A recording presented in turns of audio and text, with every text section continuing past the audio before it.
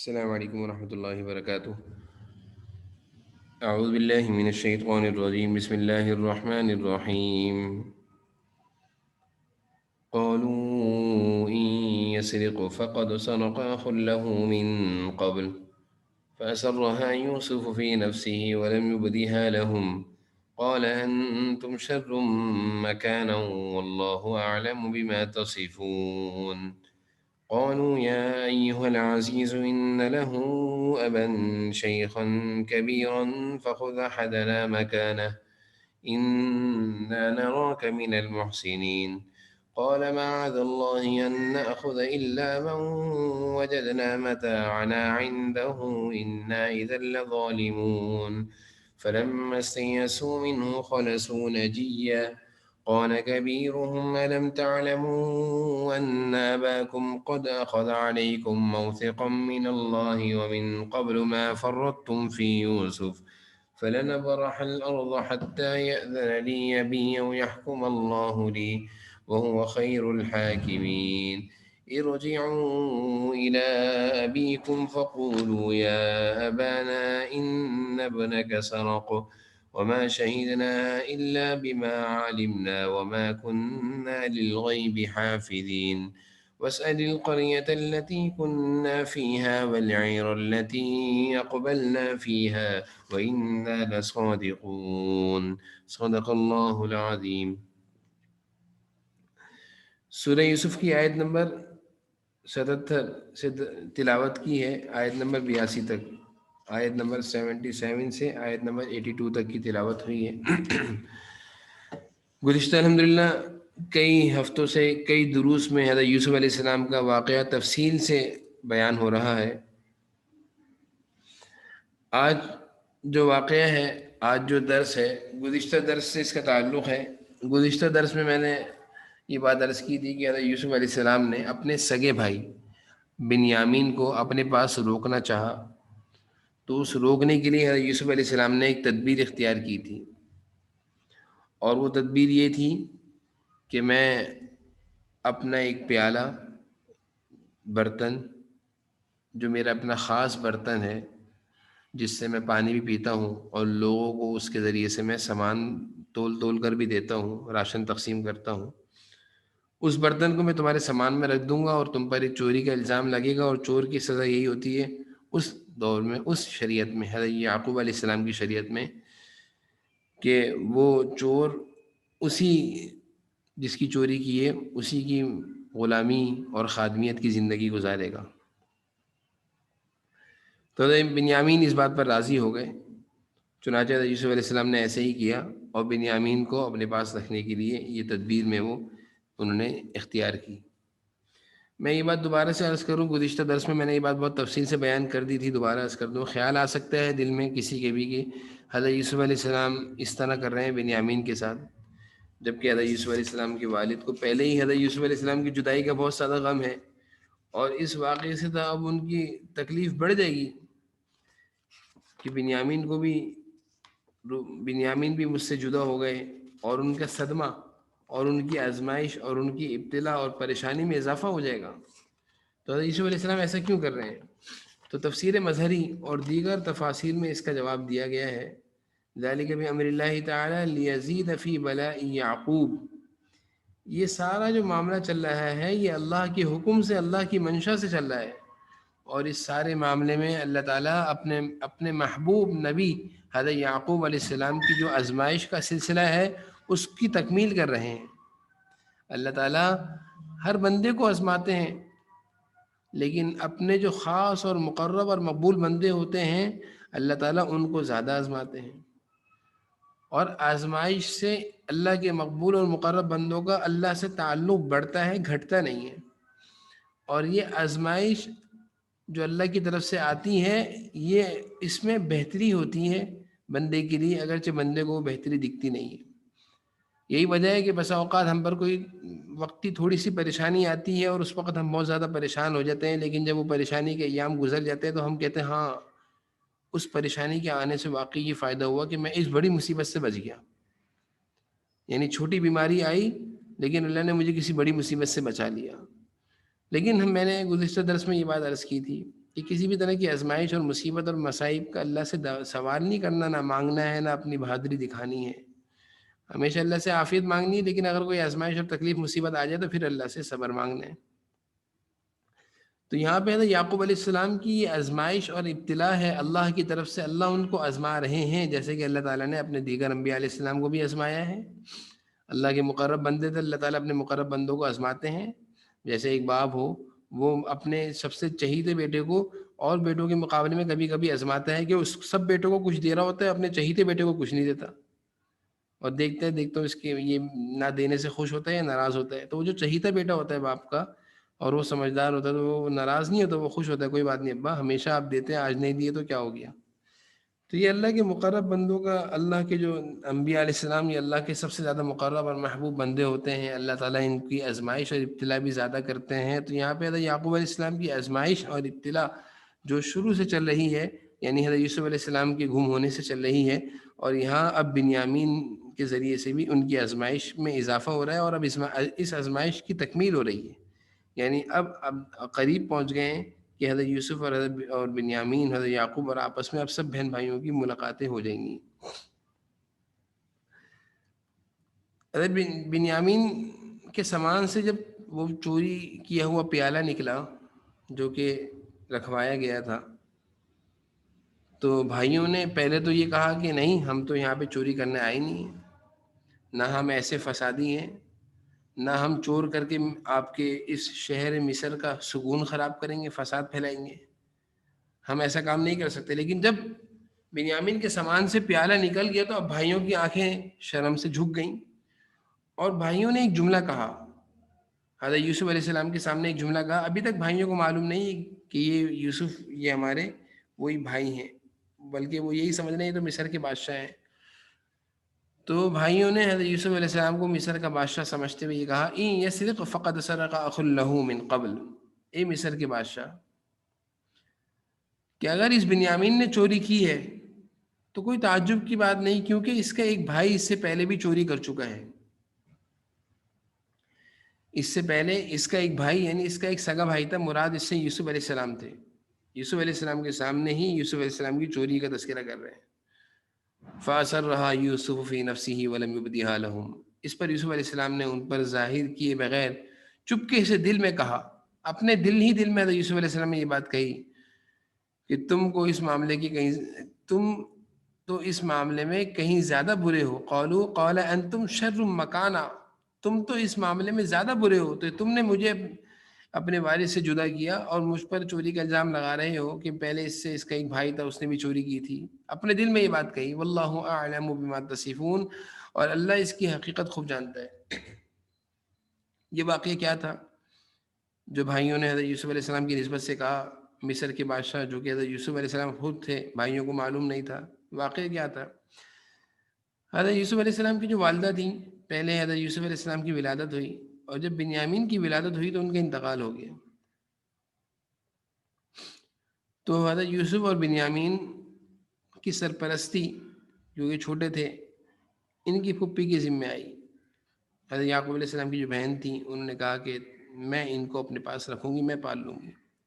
حضرت یعقوب علیہ السلام نے اپنے ان دونوں بیٹوں کو، جو کہ ایک الگ والدہ سے تھے، اور جو دوسرے بھائی ہیں وہ دوسری والدہ سے تھے، وہ بڑی والدہ تھیں.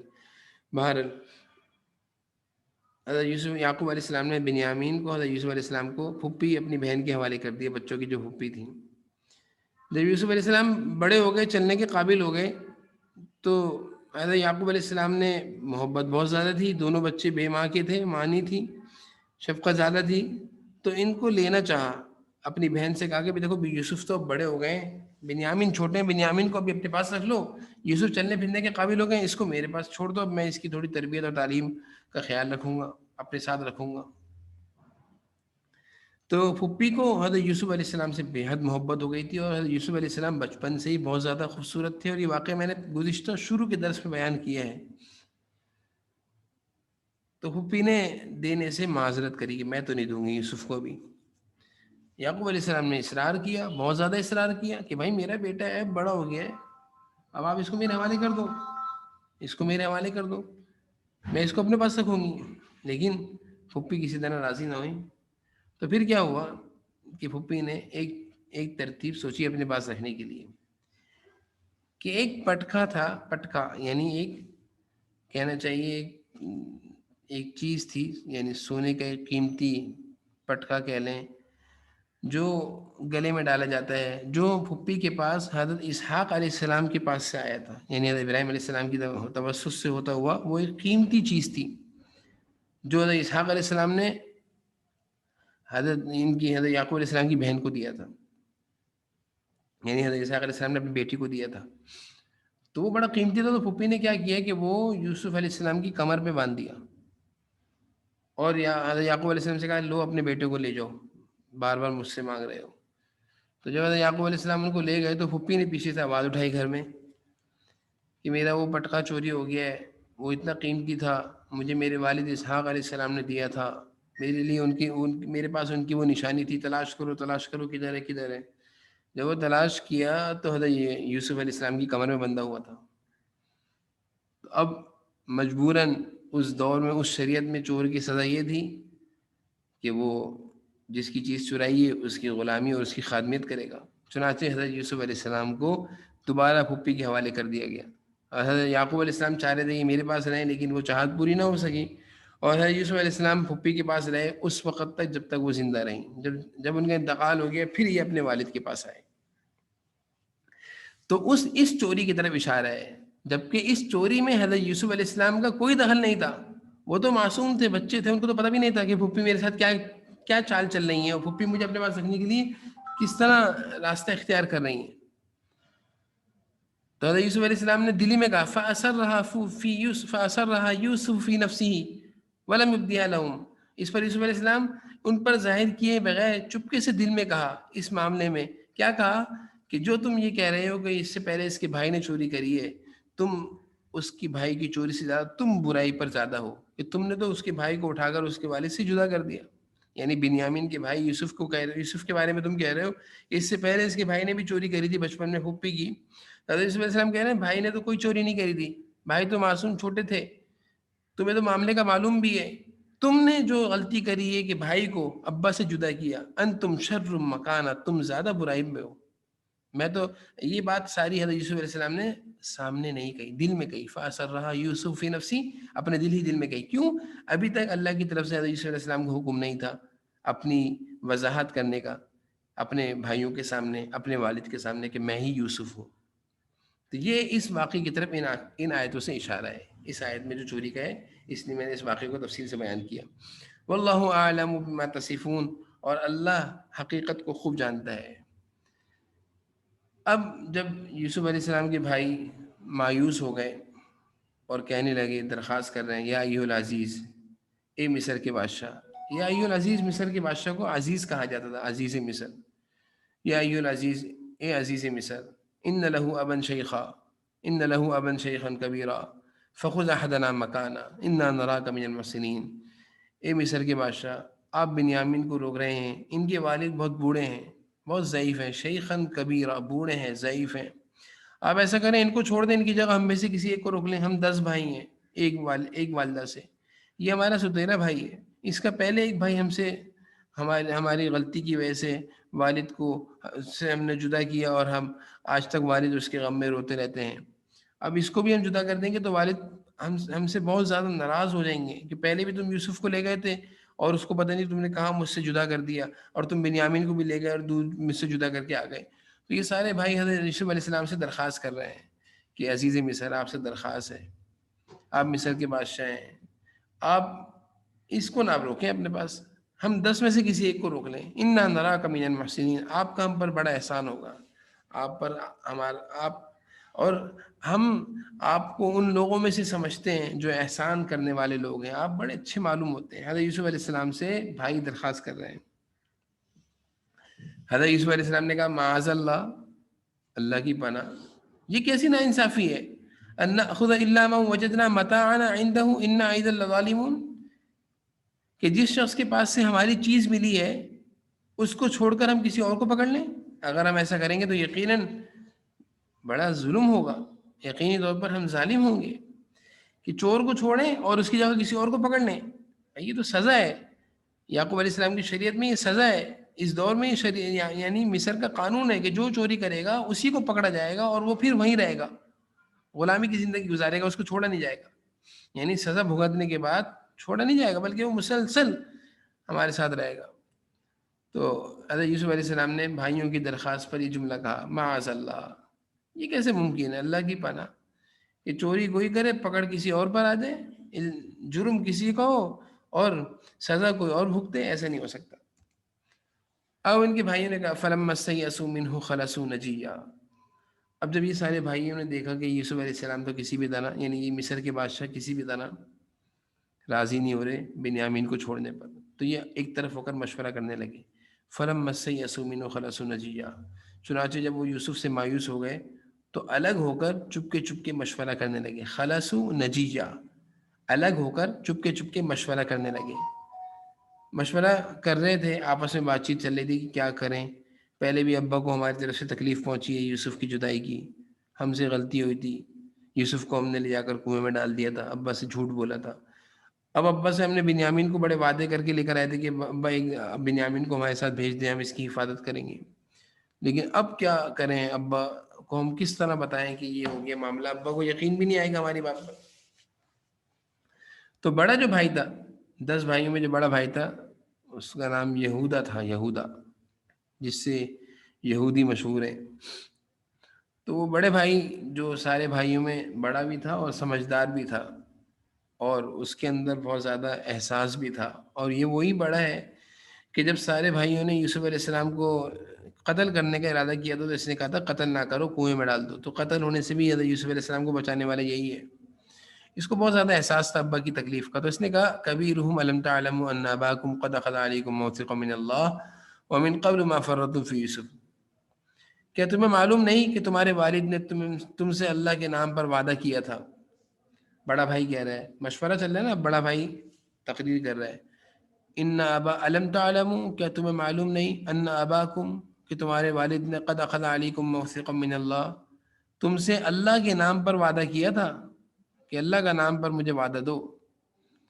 ومن قبل ما فرطتم فی یوسف، اور اس سے پہلے تم یوسف کے معاملے میں بھی بہت غلطی کر چکے ہو، قصور کر چکے ہو.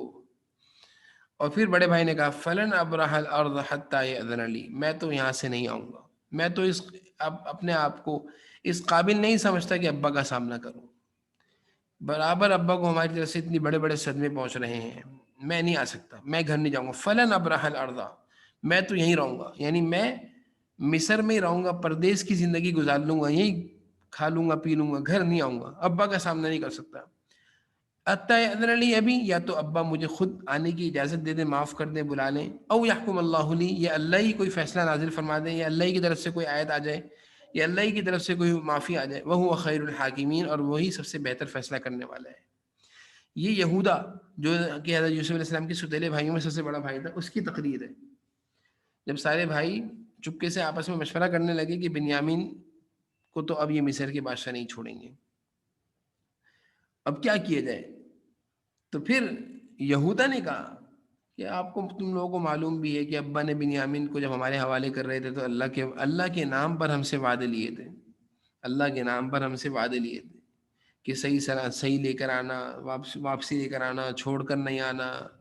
اور تم پہلے بھی ومن قبل ما فرطتم فی یوسف، یوسف کے بارے میں کوتاہی ہم سے ہو چکی ہے، اور اب میں تو ابا کا سامنا نہیں کر سکتا. یہ اس کو کہتے ہیں غیرت مند، احساس، شرم، ندامت، شرمندگی. یہ واقعہ الگ ہے کیا کیا ان بھائیوں نے، لیکن اس بھائیوں سے کیا غلطی ہوئی یوسف کے بارے میں، یہ ساری چیزیں الگ ہیں. لیکن اس آیت سے ایک چیز ہمیں سمجھنی چاہیے کہ اپنی غلطی پر احساس، ندامت اور شرمندگی یہ بہت بڑی اللہ کی دولت اور نعمت ہے. ایک تو ہوتا ہے نا انسان غلطی پر غلطی کرتا رہے، اپنی ذات سے اپنے بڑوں کو تکلیف پہنچاتا رہے، اپنے والدین کو ستاتا رہے اور احساس بھی نہ ہو. توبہ توبہ، ظلم کر رہا ہے، لوگوں کا مال کھسیٹ رہا ہے، کھا رہا ہے، چوری کر رہا ہے، اپنی ذات سے لوگوں کو نقصان پہنچا رہا ہے، کسی کا مال دبا رہا ہے، کسی کو جانی تکلیف پہنچا رہا ہے، کسی کو جسمانی تکلیف پہنچا رہا ہے، کسی کو اپنی زبان کے جملوں اور الفاظ سے نقصان پہنچا رہا ہے، طنز اور طعنے کر رہا ہے، اور اس کو احساس بھی نہیں ہو رہا کہ میں کسی کے ساتھ زیادتی کر رہا ہوں. یہ تو انسان دنیا میں اس کو کہا جاتا ہے بے حس، اور یہ اچھا انسان نہیں، اس کا انجام اچھا نہیں ہوتا، اللہ کی پکڑ آتی ہے جب یہ سیدھا ہو جاتا ہے، بسا اوقات اس کو سیدھا ہونے کا موقع بھی نہیں ملتا، ایسی سخت پکڑ آتی ہے۔ تو ایسے معاملہ کچھ اولاد ہوتی ہے والدین کے ساتھ کرتی ہے کہ والدین کو مسلسل تکلیفیں پہنچا رہی ہوتی ہے اور احساس بھی نہیں کرتی کہ ہماری ذات سے ہمارے ابا کو تکلیف پہنچ رہی ہے۔ احساس کا نہ ہونا، ندامت کا نہ ہونا، تو توبہ اور استغفار کی توفیق بھی نہیں ملتی۔ جس غلطی اور جس گناہ پر انسان کو احساس اور ندامت لگ جائے کہ مجھ سے غلط ہو گیا ہے، تو وہاں پر اس کو توبہ اور معافی کی توفیق مل جاتی ہے۔ اور جس غلطی پر احساس نہ ہو، اپنی غلطی ماننے کو تیار نہیں، آج کل تو معاشرے میں یہ ہوتا ہے نا کہ میں تو غلطی پر ہوں ہی نہیں، میں نے تو کبھی غلط کیا ہی نہیں ہے، میں تو ہمیشہ اچھا ہی کرتا ہوں، میں نے تو کبھی کسی کے ساتھ برا کیا نہیں ہے۔ جیسے کہ خواتین بھی کہتی ہیں میں نے تو کبھی کسی کے ساتھ برا کیا نہیں ہے، میں تو اچھا ہی کرتی ہوں۔ تو یہ جو جملے ہوتے ہیں نا، یہ بعض دفعہ غلط ثابت ہوتے ہیں۔ انسان اپنے کو بڑا پاک صاف سمجھ رہا ہوتا ہے، لیکن جب کہ معاملہ اس کے الٹ ہوتا ہے، غلطیوں اس سے ہوتی ہیں، ماننے کو تیار نہیں ہوتا۔ حضرت یعقوب علیہ السلام کے بیٹوں میں بڑا بیٹا یہودا کہتا ہے دیکھو پہلے بھی ہم نے ابا کو تکلیفیں پہنچائی ہیں، بہت بڑی غلطی ہوئی ہے ہم سے یوسف کے بارے میں، ما فرطتم فی یوسف، یوسف کے بارے میں ہم سے بہت بڑی غلطی ہو گئی ہے۔ اب بنیامین کا جب ہم ابا کو جا کر بتائیں گے تو ابا ہم سے کس قدر ناراض ہوں گے کہ تم لوگوں نے پہلے یوسف کو دور کیا اور تم 10 کے 10 محفوظ ہو، اور جو 2 بھائی میرے الگ دوسری بیوی سے تھے تم نے ان کو مجھ سے جدائی کر دیا۔ تو ابا کو بہت شدید تکلیف پہنچے گی، میں ابا کا سامنا نہیں کر سکتا۔ یہ ہوتا ہے احساس کہ اتنی غیرت ہو انسان کے اندر کہ اپنے بڑوں کی تکلیف کے بعد اس وقت تک سامنا نہ کریں، یہ حتیٰ یأذن لی ابی، جب تک کہ بڑے معاف نہ کر دیں، معافیاں مانگتے رہیں کہ میں اس قابل نہیں اپنا منہ آپ کو دکھا سکوں، مجھے معاف کر دیں۔ حتیٰ یأذن لی ابی، کہہ رہے ہیں جب تک کہ ابا مجھے معاف نہ کر دیں، او یحکم اللہ لی، یہ اللہ کوئی فیصلہ اتار دیں، ابا کے دل میں معافی ڈال دیں، وہو خیر الحاکمین، اللہ بہترین فیصلہ کرنے والے ہیں۔ تو اس بات سے یہ چیز سمجھ لینی چاہیے کہ اپنے اندر احساس اور ہمیشہ اپنے کو غلطی پر ٹھہرانے کی عادت ہونی چاہیے کہ ہاں بھائی مجھ سے غلطی ہو گئی، اور فوراً معافی مانگ لینا، یہ بہت بڑی خوبی ہے، یہ بہت بڑی خوبی ہے۔ ارجعوا الی ابیکم فقولوا یا ابانا، ابھی ان کے بھائی بڑے بھائی کہہ رہے ہیں، یہودا کہہ رہے ہیں جاؤ تم ابا کے پاس، اپنے والد کے پاس واپس جاؤ، فقولوا یا ابانا ان ابنک سرق، بتا دینا ابا کو کہ ابا آپ کے بیٹے بنیامین سے چوری ہو گئی تھی، ہم مجبور تھے، وما شہیدنا الا بما علمنا وما كنا للغیب حافظین، اور ہم نے وہی بات کہی جو ہمارے علم میں آئی ہے، اور غیب کی نگہبانی تو ہمارے بس میں نہیں تھی۔ یہودا نے کہا بقیہ بھائیوں سے کہ جاؤ ابا کو بتاؤ کہ آپ کے بیٹے سے چوری ہو گئی تھی، ایک بات تو یہ، دوسرا وما شہیدنا الا بما علمنا، ابا ہم وہی بتا رہے ہیں جو ہوا ہے، ہم غلط نہیں بتا رہے۔ یہ بات کیوں کہنے کی ضرورت محسوس ہو رہی ہے کہ ہم نے یوسف کے بارے میں بھی غلط بتایا تھا، لیکن بنیامین کے بارے میں ہم صحیح بتا رہے ہیں، وما كنا للغیب حافظین۔ اور تیسری بات یہ کہی کہ ابا کچھ معاملات ایسے ہوتے ہیں جس پر ہمارا بس نہیں چلتا، ہم ظاہری طور پر تو بنیامین کی حفاظت کر رہے تھے، لیکن یہ چوری کا معاملہ ایسا خفیہ ہو گیا کہ ہم بچا نہیں سکتے تھے اس معاملے سے بنیامین کو۔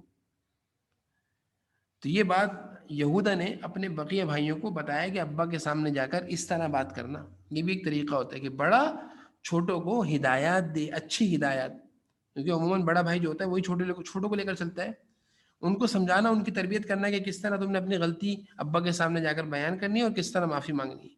تو یہودا خود تو نہیں گئے ابا کے سامنے کہ نہیں میں ابا کے سامنے نہیں کر سکتا، لیکن تم لوگ ضرور جاؤ اور ابو کو جا کر ساری باتیں بتاؤ اور اس انداز میں بتانا۔ اور پھر ساتھ میں یہ بھی کہا وَاسْأَلِ الْقَرْيَةَ الَّتِي كُنَّا فِيهَا وَالْعِيرَ الَّتِي أَقْبَلْنَا فِيهَا وَإِنَّا لَصَادِقُونَ، اور ابا ہم جس بستی میں ہم تھے اس بستی والوں سے بھی پوچھ لیجئے، اور جس قافلے میں ہم آئے ہیں ان سے بھی تحقیق کر لیجئے، یہ بالکل پکی بات ہے کہ ہم سچے ہیں۔ یعنی بھائیوں نے ابا کو مزید یقین دلانے کے لیے یہ بھی کہا کہ ابا ہم غلط نہیں کہہ رہے، ہمارے ساتھ اور بھی اس بستی کے لوگ مصر گئے تھے راشن لینے کے لیے، انہوں نے بھی یہ سارا معاملہ دیکھا کہ بنیامین پر چوری کا الزام اور بنیامین کے سامان سے پیالہ نکلا اور بنیامین کو وہاں کے بادشاہ نے روک لیا، ہم نے بنیامین کے ساتھ کوئی زیادتی نہیں کری، آپ یہ مت سمجھیے گا کہ بنیامین کو ہم نے غائب کر دیا، جیسے کہ یوسف کے بارے میں آپ کو ہم سے اس طرح کا خیال ہے آپ کے دل میں، اور وہ خیال صحیح تھا۔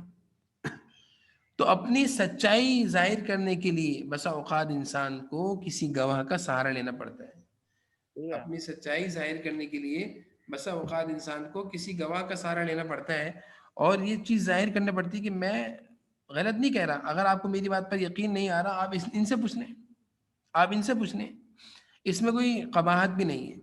اگر کوئی واقعہ ایسا پیش آ گیا کہ ہم اس کو سامنے والے کو یقین دلا رہے ہیں کہ بھائی میری بات پر یقین تو کیجیے، میں جو کہہ رہا ہوں صحیح کہہ رہا ہوں، لیکن سامنے والا کہتا ہے نہیں مجھے تمہاری بات پر یقین نہیں آتا، تو پھر اس کے لیے سہارا اختیار کیا جاتا ہے کہ اچھا میری بات پر یقین نہیں تو یہ پورا معاملہ فلاں صاحب نے بھی دیکھا تھا، ان سے پوچھ لیجیے. تو بھائیوں نے یہی بات کہی ابا سے، وَاسْأَلِ الْقَرْيَةَ الَّتِي كُنَّا فِيهَا وَالْعِيرَ الَّتِي أَقْبَلْنَا فِيهَا.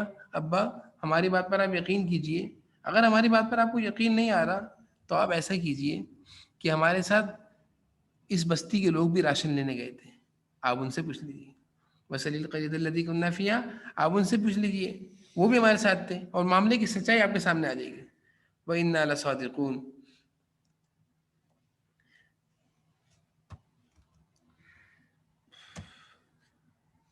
تو حضرت یوسف علیہ السلام کے سامنے، حضرت یعقوب علیہ السلام کے سامنے بھائیوں نے یہ پوری باتیں جا کر رکھیں، اور اس طرح پورا معاملہ جب رکھ دیا تو آگے سے حضرت یعقوب علیہ السلام کے جو الفاظ ہیں، جو جملے ہیں، جو اظہار خیالات ہیں، اور اس غلطی اور اس صدمے کے پہنچنے پر، یعنی دوبارہ ایک صدمہ پہنچا، اس صدمے کے پہنچنے کے بعد جو اظہار کیا، اس کا بیان ہے انشاءاللہ وہ اگلی درس میں انشاءاللہ اگلے ہفتے بیان کریں گے انشاءاللہ. سیرت کلاس ہماری پہلے ظہر کے عشاء کے بعد ہوا کرتی تھی 8 بجے، اب سیرت کلاس کا وقت ہم نے اسی وقت کر لیا ہے.